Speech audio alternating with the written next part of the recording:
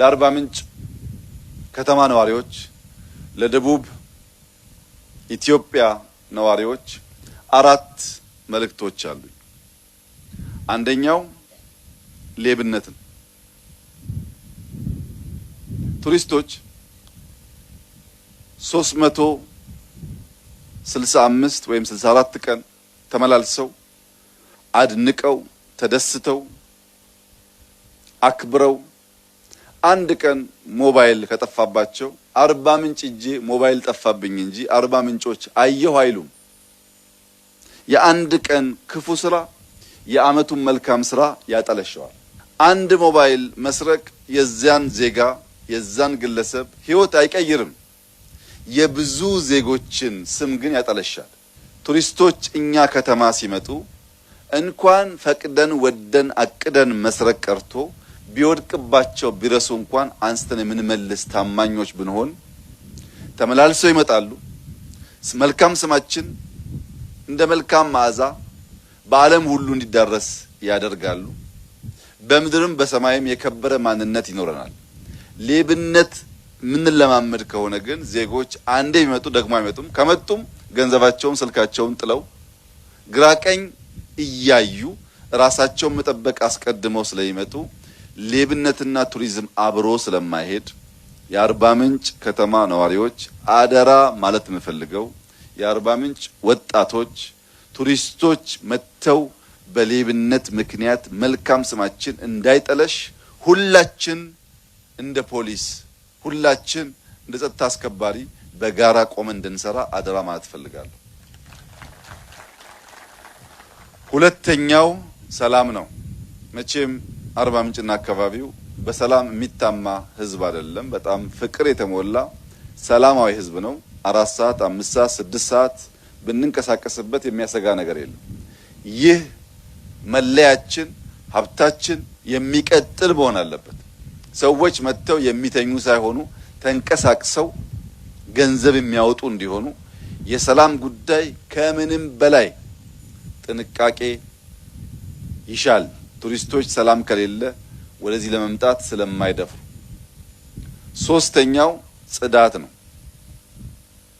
ባለቤት ያለው ከተማ ዜጎች ያሉበት ሀገር ወይም ባለቤቱ ራሱ የሚኖርበት ቤት አይቆሽሽም። ሰው የራሱን ቤት ውሃ ጠጥቶ በየቦታው ላስቲክ አይወረውርም።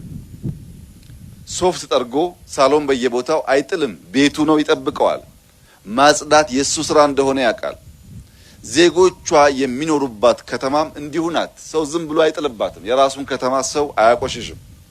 መትከል ብቻ ሳይሆን ማጽዳት፣ አለማቆሸሽ፣ ይህን ተፈጥሮ መጠበቅ የአርባ ምንጭ ሰዎች መለያ መሆን አለበት። ኑሯችን በሚፈለገው ልክ ያማረ ላይሆን ይችላል። ሀብታም ላንሆን እንችላለን።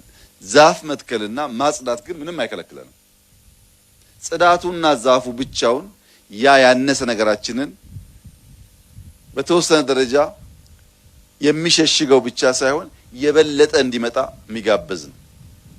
ሰላም፣ ጽዳት፣ ሌብነት ቱሪስትን በበቂ ደረጃ ለማምጣት የሚያግዙን ጉዳዮች ስለሆኑ ሶስቱን አርባ ምንጭ ከተማ ነዋሪዎች፣ የአካባቢ ነዋሪዎች፣ የክልል ነዋሪዎች አደራ ምላቸው ሲሆን አራተኛው እና ዋነኛው መልእክቴ ግን ደቡብ ኢትዮጵያ አርባ ምንጮች ብቻ ሳይሆኑ ከኢትዮጵያ ከ1/3 በላይ ብሔሮች የሚገኝበት ክልል ነው።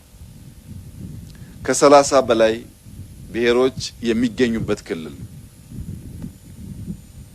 ለተከበረው ለደቡብ ኢትዮጵያ ሕዝብ አደራ እያልኩ ማስተላለፍ የምፈልገው መልእክት ኮንሶ ከጋሞ አያንስም፣ ዳሰነች ከወላይታ አያንስም። ሁሉም ሕዝብ እኩል ነው። እኔ እበልጣለሁ የሚል ስሜት፣ እኔ እሻላለሁ የሚል ስሜት፣ ካለኔ አንደኛ የለም የሚል ስሜት ለዘመናት ደሃ አድርጎ አቆይቶናል። መሻል በተግባር ነው። ጋሞ ሆኖ ጋሞን ከሚሰርቅ ዳሰነች ሆኖ ለጋሞ የሚሰራ ዜጋ ይሻለናል። በስም ብቻ የሰፈር ተወካይ ለመሆን የሚሞከረው ሙከራ አይጠቅመንም። እኔ የአርባ ምንጭ ከተማ ተወላጅ አይደለሁም። ሀብታሙ ተገኝ የአርባ ምንጭ ከተማ ተወላጅ አይደለም።